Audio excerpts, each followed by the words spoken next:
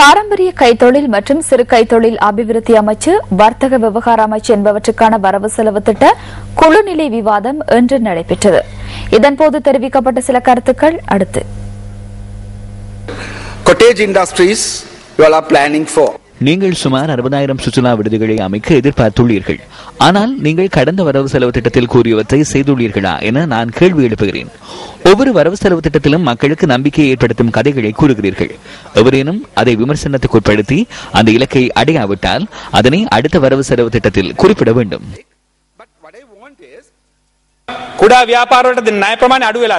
சிறு வர்த்தக நடவடிக்கைகளுக்காக வழங்கப்படும் கடன்கள் குறைக்கப்பட்டுள்ளன. பாரிய வர்த்தக துறைகளுக்கான கடன் தொகை அதிகரிக்கப்பட்டுள்ளது. விவசாயம் தொடர்பில் பேசப்பட்டாலும் நாட்டின் ஆர்வமும் நமது நோக்கங்கள் இவர்களின் உற்பத்திகளுக்காக உரிய முறையில் கிடைப்பதில்லை என்பது எமது நிலைப்பாடாகும். கடன் பெறுவதற்கான நடைமுறைகள் காணப்பட்ட போதிலும் அவற்றில் உள்ள வரி அவர்களை நேரடியாக பாதிக்கிறது.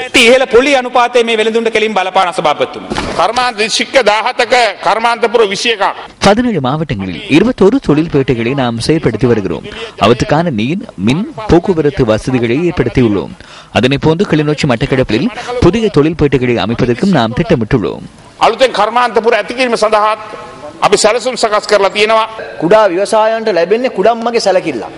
சிறு விவசாயிகள் மாற்றாந்தாய் மனப்பான்மையுடன் நடத்தப்படுகின்றனர். உண்மையில் இம்முறையும் அந்த நடைமுறையை கையாளப்பட்டுள்ளது. வரவு செலவு திட்ட உரையில் இந்த துறைக்கு இம்முறை 200 மில்லியன் பொதுவாக ஒதுக்கப்பட்டுள்ளது.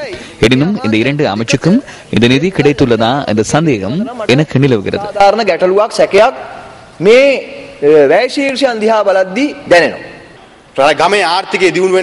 கிராமத்தின் பொருளாதார வளர்ச்சி உறுதிப்படுத்தப்பட வேண்டுமாயின் ஒருவர் காலனியை செய்தால் மற்றையவர் அதற்கான டேஸை செய்ய வேண்டும். கிராமத்தில் தேநீர் கடை ஒன்று அமைக்கப்படுமாயின் அதற்கு எதிராக மற்றொரு பாரிய தேநீர் கடையை அமைக்காது அங்கு இலைக்கஞ்சி கடை ஒன்றை அமைக்கும் வகையில் எமது கிராமப்புற பெற்றோரின் பிள்ளைகளை தெளிவுபடுத்த வேண்டும். பிரதேச செயலாளர் அலுவலகத்துக்கு சென்றாலும் எமது சிறு வர்த்தகர்கள் பல்வேறு சிரமங்களை எதிர்நோக்குகின்றனர். அவற்றை நாம் நேரடியாக காண்கிறோம்.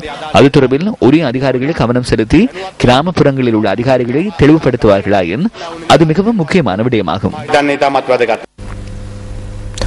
உள்நாட்டிலும் வெளிநாடுகளிலும் உள்ள வணிக வங்கிகளின் ஊழியர் சம்பள நிதியத்தின் உறுப்புரிமை பெற்றுள்ள பங்காளர்கள் தொடர்பில் பாராளுமன்றத்தில் இன்று கவனம் செலுத்தப்பட்டது. கொள்வனவு செய்யப்பட்ட நாளிலிருந்து இதுவரை ஊழியர் சம்பள நிதியத்தின் பெறுமதி 6 பில்லியன் ரூபாவால் குறைவடைந்துள்ளது. இந்த நாட்டமே எமக்குள்ள பிரச்சனையாகும். The EPF has lost 6,000 million rupees. Honorable Speaker, I think for record I must give a... அறிக்கையிட்டதன் பின்னர் நான் இந்த கேள்விக்கு பதிலளிக்க வேண்டும். இதன் லாப நட்டங்கள் தொடர்பிலான தரவுகளை அறிக்கையிட வேண்டும். அந்த அறிக்கையில் குறிப்பிடப்படும் தரவுகளின் அடிப்படையிலேயே இந்த விவாதம் இடம்பெறுகிறது. எனினும் நாம் பங்குகளை கொள்வனவு செய்கின்றோம். So let me reply. You only speak to television cameras and give the impression that we have no answer.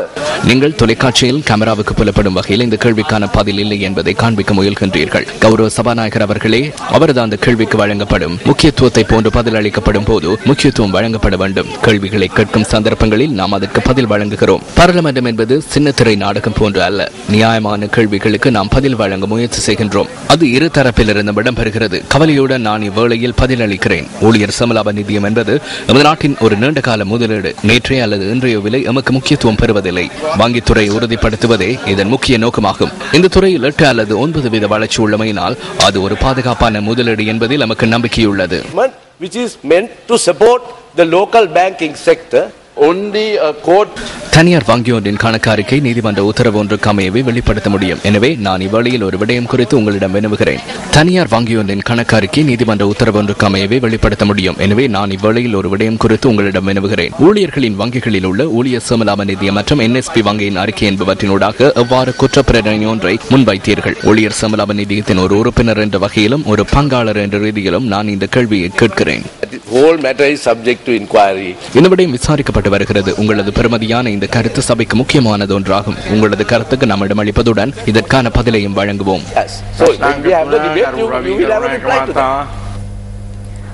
வடகிழக்கில் உள்ள 4 பாடசாலைகள் மாத்திரமே 1000 பாடசாலை திட்டத்தில் இணைத்துக் கொள்ளப்பட்டதாக தமிழ் தேசிய கூட்டமைப்பின் பாராளுமன்ற உறுப்பினர் பொன் செல்வராசா தெரிவித்துள்ளார். நேற்று இடம்பெற்ற கல்வி அமைச்சுக்கான நிதி ஒதுக்கீட்டின் குழுநிலை விவாதத்தின் போதே அவர் இதனை குறிப்பிட்டுள்ளார். கடந்த 30 ஆண்டு கால யுத்த வரலாற்றிலே பாதிக்கப்பட்ட வடக்கு கிழக்கு மாகாணத்தில் தெரிவு செய்யப்பட்ட எத்தனை பாடசாலைகள் இதுவரை 1000 பாடசாலை திட்டத்தில் மாணவர்களுக்காக கையளிக்கப்பட்டிருக்கின்றன என்பதையும் நாங்கள் நினைவுபடுத்த விரும்புகின்றோம்.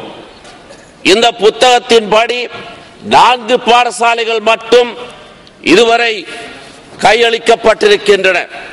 මහින්දෝදේ පාසල් 16 යටතේ උතුරු නැගෙනහිර පළාත්වලටත් லங்காவி இத்திஹாசே கிசி இலங்கை வரலாற்றில் இதுவரையும் வழங்கப்படாத வகையில் மஹிந்தோதி 1000 பாடசாலை திட்டத்தின் கீழ் வடகிழக்கு பாடசாலைகளுக்கு வசதிகளை ஏற்படுத்துவதற்கு திட்டமிட்டுள்ளோம். எனினும் இந்த வருடம் 409 பாடசாலைகளிலேயே அந்த நடவடிக்கையினை முன்னெடுத்தோம். இந்த வரவு செலவு திட்டத்தில் இதற்கான நிதி ஒதுக்கப்பட்டுள்ளது. 1000 பாடசாலை திட்டத்தில் பெயர் குறிப்பிடப்பட்ட வடகிழக்கில் உள்ள அனைத்து பாடசாலைகளுக்கும் தெற்கில் உள்ள பாடசாலைகளுக்கு ஏற்படுத்தி கொடுக்கப்பட்டுள்ள வசதிகளையோ அல்லது அதனை விடவும் அதிக அளவிலான வசதிகளை ஏற்படுத்தி கொடுப்போம் என்பதை பொறுப்புடன் கூறுகிறேன்.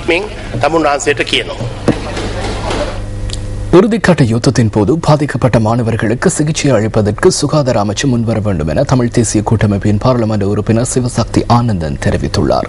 நேற்று நடைபெற்ற கல்வி அமைச்சுக்கான நிதி ஒதுக்கீட்டின் குழுநிலை விவாதத்தின் போதே அவர் இதனை குறிப்பிட்டுள்ளார். இறுதிக்கட்ட போரில் கிட்டத்தட்ட 15,000 மாணவர்கள் மன அழுத்தங்களுக்கு உட்படுத்தப்பட்டிருக்கிறார்கள். இந்த பாதிக்கப்பட்டிருக்கிற 15,000 மாணவர்களிலே 4,000 பேர் வடக்கிலே இந்த இறுதிக்கட்ட போரில் காயமுற்றிருக்கிறார்கள். தலையில இருந்து கால் வரையும் 737 பேர் உடல்களில் துப்பாக்கி குண்டுகள், வேற உலோகங்கள், செல் பீசுகள் இன்னும் அகற்றப்படாமல் கடந்த 4 வருட காலமாக இந்த மாணவர்கள் இருக்கிறார்கள். அவர்கள் இதில் சரியான முறையில் இந்த மாணவர்களுக்கான சிகிச்சை அளிப்பதற்கு உரிய நடவடிக்கை எடுக்க வேண்டும்.